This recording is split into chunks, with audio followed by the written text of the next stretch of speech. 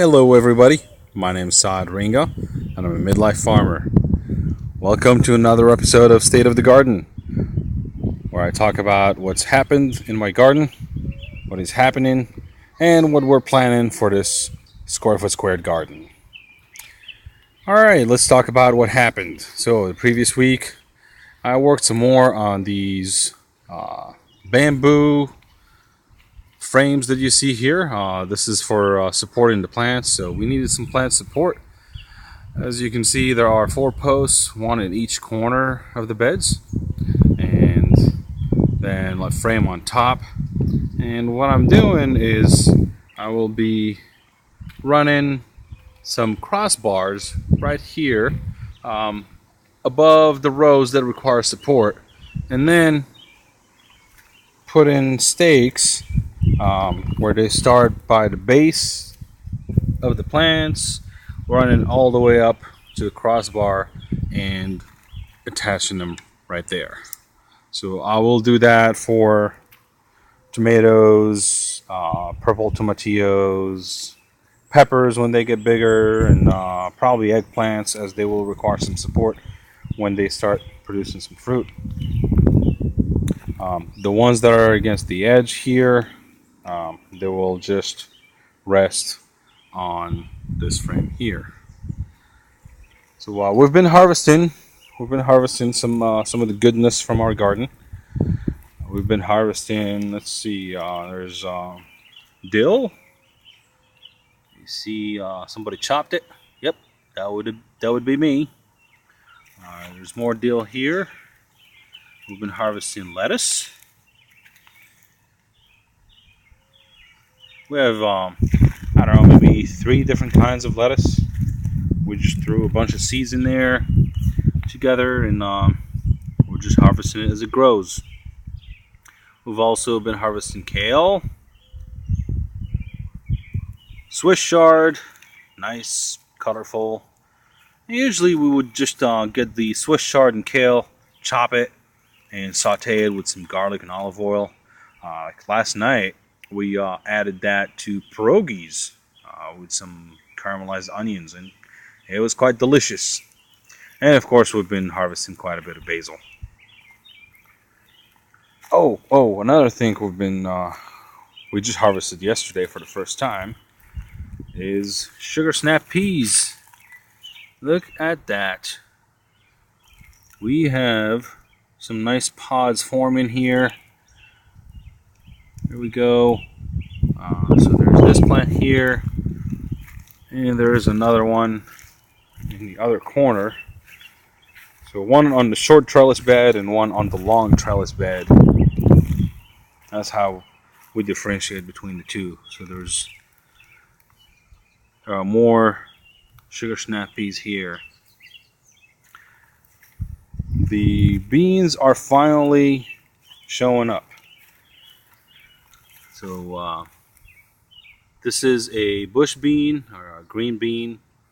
The flowers come up, they get pollinated or whatnot, and then out of the flowers, let me see if I can position myself here without falling.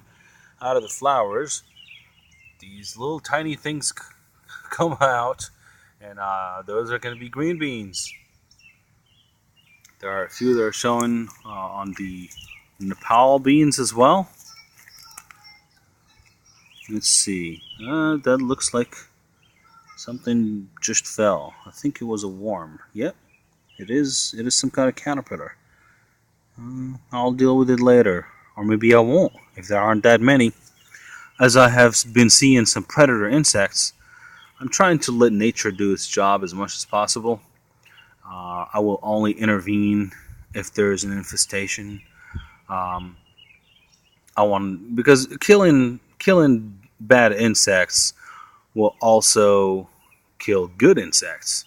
I'm trying to encourage that balance, that biodiversity in the garden. So back to the Nepal beans. Here they are, little tiny things. This plant has reached its maximum height probably about a month ago.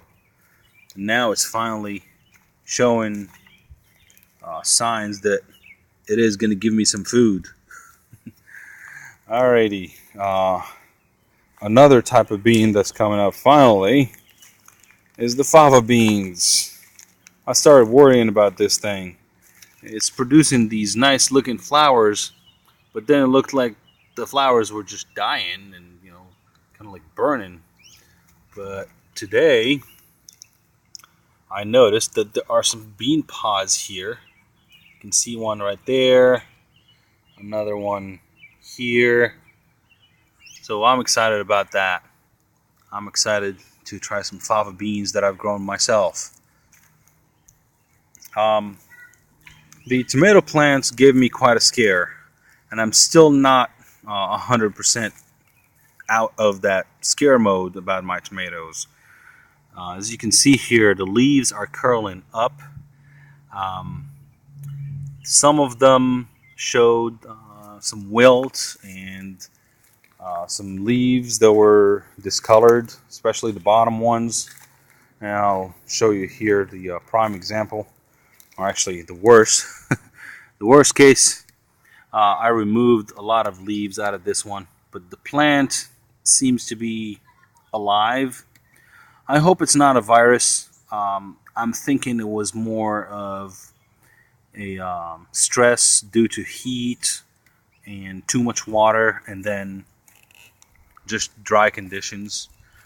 But some of the tomatoes are producing some fruit, or starting to produce some fruit. We see here this gold cherry tomato. Let me see here if I can focus on this cluster here. We have 5 gold cherry tomatoes coming. Alrighty. It looks like there are more that are here. I also saw some on other plants, on other tomatoes. Ooh, something that I want to show you right here.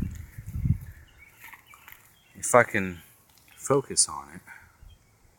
Let's see. What is that? That looks like a ladybug. But you know what? I don't think it is. Now, I did see some ladybugs in the garden here, which is a really good sign because I didn't actually bring any ladybugs into the garden. If they come by themselves and just eat the pests in my garden, I'm golden. Alrighty, so back to the plants. So yeah, the tomato plants seem to be doing okay. They're growing, they're not stunted. Some of them are actually starting to lean, so I need to work hard on that support so they can stand up. We'll talk about the squashes for a little bit.